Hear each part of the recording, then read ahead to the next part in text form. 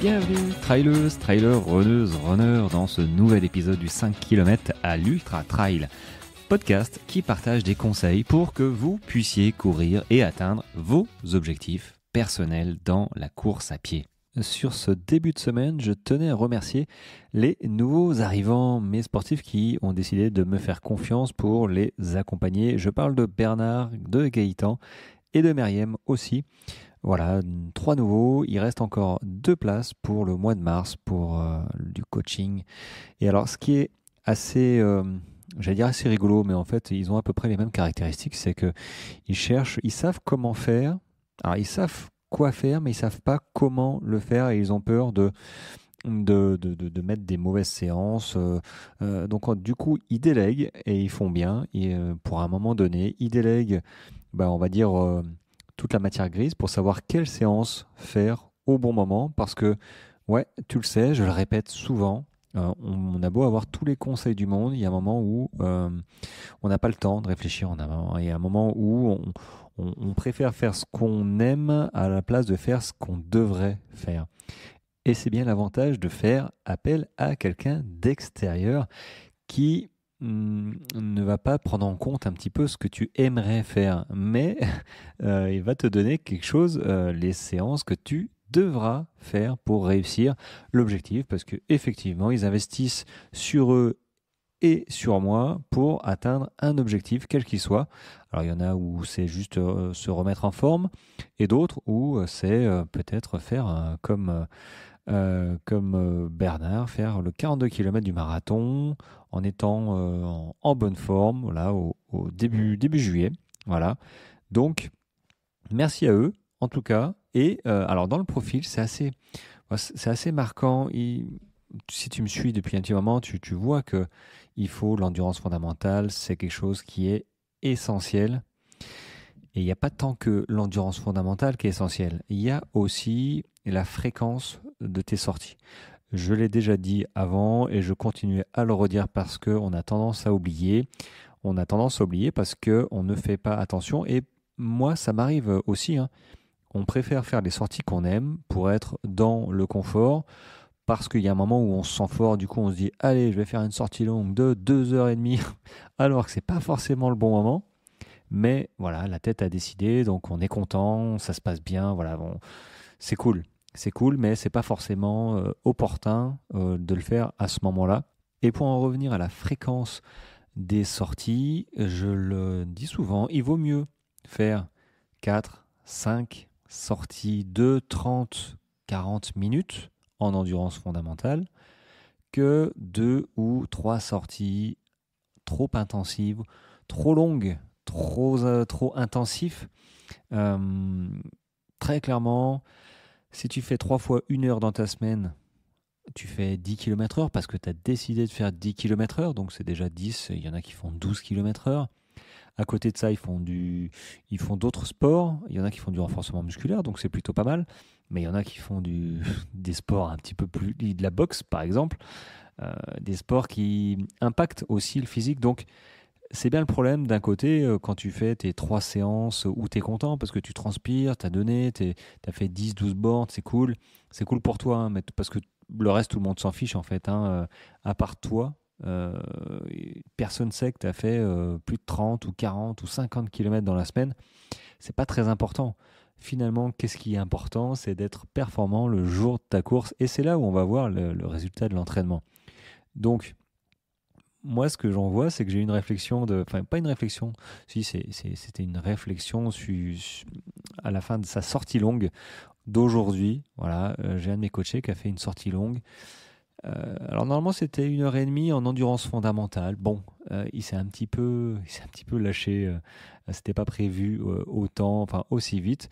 Disons que son endurance fondamentale était plus proche des 6 minutes 30 que des 6 minutes. Donc là, il a fait 1h30 à 6 minutes, parce qu'en plus, il a couru avec une personne qui courait vraiment aussi, donc à ralenti. Bon, j'ai vu, effectivement, il n'était pas en endurance fondamentale. Donc là, c'est une sortie longue qui va générer plus de fatigue que, que ce que j'avais prévu. Mais ceci étant dit, il m'a dit lui-même que avant, il pensait pas qu'il pouvait courir 6 minutes au kilomètre. pendant 1 heure et demie. Ça lui semblait pas impossible, mais très compliqué. Et là, finalement, il a réussi à courir 6 minutes au kilomètre, donc 10 km heure pendant 1 heure et demie, et il n'était pas cramé, et il était bien. Et du coup, tu vois, l'entraînement paye parce que comment il s'entraîne, comment je le fais courir, je multiplie les séances, façon de parler, il a 4 séances dans la semaine. C'est pas énorme non plus. Mais il faut doser entre les sorties intensives, donc de qualité, peut-être du fractionné, pas peut-être, hein, lui je lui ai donné du fractionné par exemple, des séances de côte aussi, et à côté de ça, il faut de l'endurance fondamentale, donc des sorties de 45, 30, 1 heure en endurance fondamentale. Et c'est vrai que je comprends, hein, que quand on court souvent la semaine en endurance fondamentale, donc vraiment cool, on peut se poser des questions sur est-ce que je vais réussir à courir mon 10 km en 1 heure, en 50 minutes. Est-ce que je suis capable de faire ça alors que je cours tout le temps, tout lentement? Alors, je, je tiens à te rassurer, oui, oui, la preuve, il a couru 1 heure et demie à 6 minutes au kilomètre, alors que je lui aurais posé la question avant, hein, comme il m'a dit, il pensait que ça allait être très dur. Ça n'a pas été très dur. Sincèrement, voilà, il me l'a dit lui-même. Donc, il faut réellement penser que, oui, courir en endurance fondamentale, c'est la base. Mais l'autre base à avoir, c'est de ne pas courir trop longtemps. Donc, ne pas courir trop vite, ça c'est fait avec l'endurance fondamentale, mais ne pas courir trop longtemps, je le dis un peu moins souvent, alors que c'est le deuxième pilier pour réussir. C'est de multiplier tes sorties. Voilà, il vaut mieux courir, euh, il vaut mieux courir 4 ou 5 fois 30 minutes, 30, 35 minutes, voilà, que 2 fois 1 heure ou 1 heure et quart dans ta semaine. C'est une évidence, les ligaments, les tendons, les muscles, comment ils peuvent s'adapter si tu lui mets trop de charge, trop de fatigue à chaque fois. Alors que quand tu sors 4, 5 fois, bah finalement, sans générer beaucoup de fatigue, beaucoup d'efforts, eh ben le corps, il s'adapte, il évolue, il progresse. Et à côté de ça, tu pourras lui mettre des séances un petit peu intensives, fractionnées, séances de côte, fartlek, sorties longues. Et tu verras que ton corps s'est adapté à progresser sans que tu t'en aperçoives. C'est vraiment ça. Parce que je pense que ça rejoint un petit peu l'idée de no pain no gain, c'est qu'effectivement, quand on transpire, quand on envoie du pâté, on se sent vivre et on sent qu'on... Ah, je ne sais pas si on sent qu'on progresse. Je pense qu'inconsciemment, on se dit, ah, on progresse. Ça, je me suis bien dépensé, voilà, j'ai progressé. Alors que, in fine, je pense qu'on se fatigue si on ne respecte pas après l'alimentation, le sommeil et la séance et les deux séances qui suivent derrière, suivant ton niveau, bah, il faut qu'elles soient adaptées. Donc, si tu t'écoutes jamais, si tu fais un petit peu à l'emporte-pièce ton entraînement, que tu l'as pas bien réfléchi, tu fais au ressenti, bah, du coup, tu dis, bah, allez, je vais recourir, je vais pas me laisser reposer là, ça fait déjà 2 jours, crac, et tu remets, je sais pas moi, une séance de fractionné, c'est pas forcément une bonne chose. Je sais pas forcément, c'est que c'est pas une bonne chose. Il faut, j'allais dire, forcément qu'il y ait une voire deux sorties cool derrière une sortie intensive. Voilà, ça va éliminer plus rapidement les déchets, ça va permettre à ton corps d'adapter les efforts que tu lui as demandé. Ton corps va progresser parce que tu lui auras laissé le temps de progresser tranquillement. Et une fois il s'est adapté, évidemment, il faut faire des séances intensives. Il faut. Sans ça, on est trop dans le confort, comme je l'ai dit il n'y a pas très longtemps. Il faut savoir sortir de sa zone de confort. Mais pour sortir de sa zone de confort et que ce soit bénéfique, parce qu'en plus, c'est pas gai de sortir de sa zone de confort, autant que ce soit qualitatif, qu'on en tire tous les bénéfices, eh ben, il faut associer des séances qui permettent ce genre de bénéfices. Donc, sortir souvent, pas trop longtemps, pas trop vite, c'est réellement la clé pour augmenter ton endurance, supporter tes séances intensives qui vont te permettre aussi de gagner en vitesse, qui vont te permettre de gagner dans toutes les qualités de runner. Et une fois que tu auras pris du volume petit à petit hebdomadaire en termes de kilomètres, en termes de temps, tu pourras si tu le désires, passer à 4, 5, 6, 7, 8, 10 sorties dans ta semaine.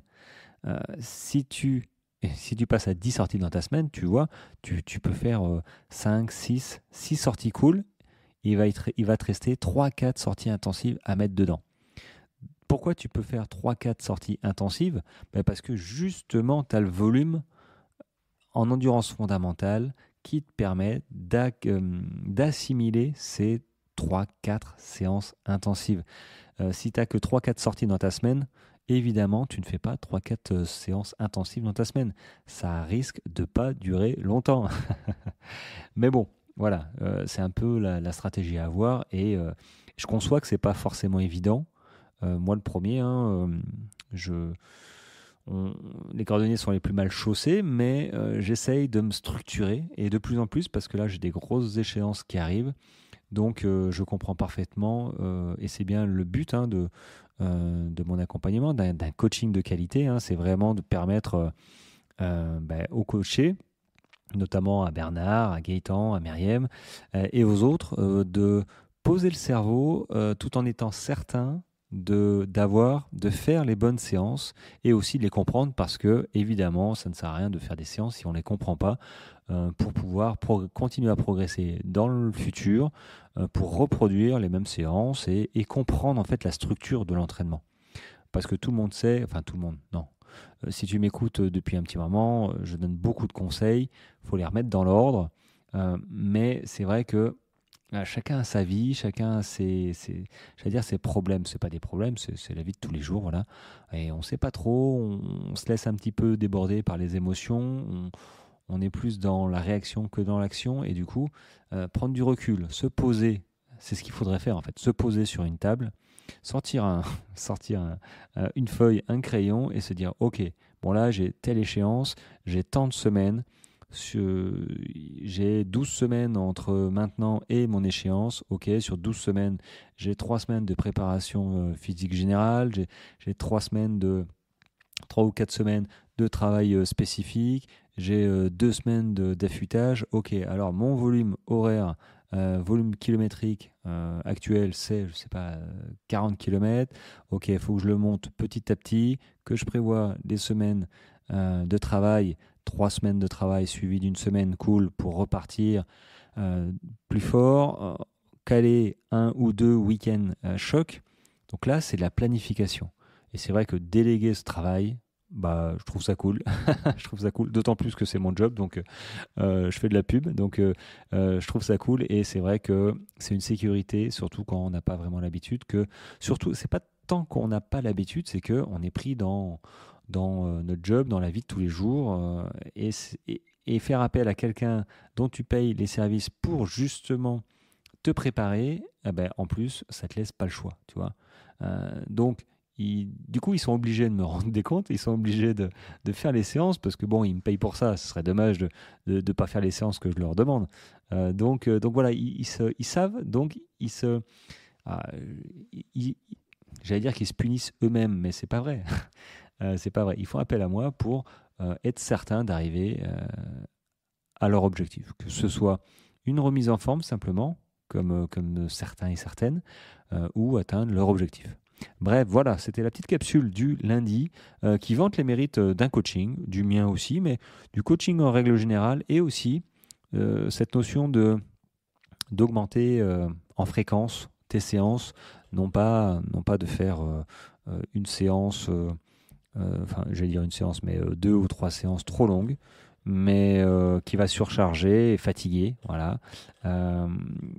Et tu peux aussi tomber dans une espèce de surentraînement, parce que si tu fais que des séances trop exigeantes, clairement tu vas pas augmenter ton niveau, au contraire, tes performances vont diminuer et tu vas augmenter ton risque de blessure. Donc, il n'y a rien de bon à s'entraîner trop fort, trop longtemps à chaque fois.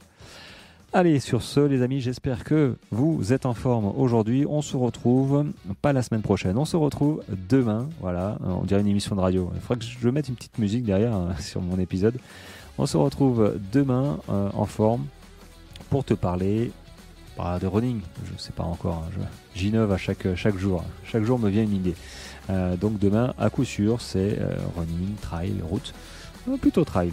Allez, des méthodes d'entraînement. Allez, ciao ciao.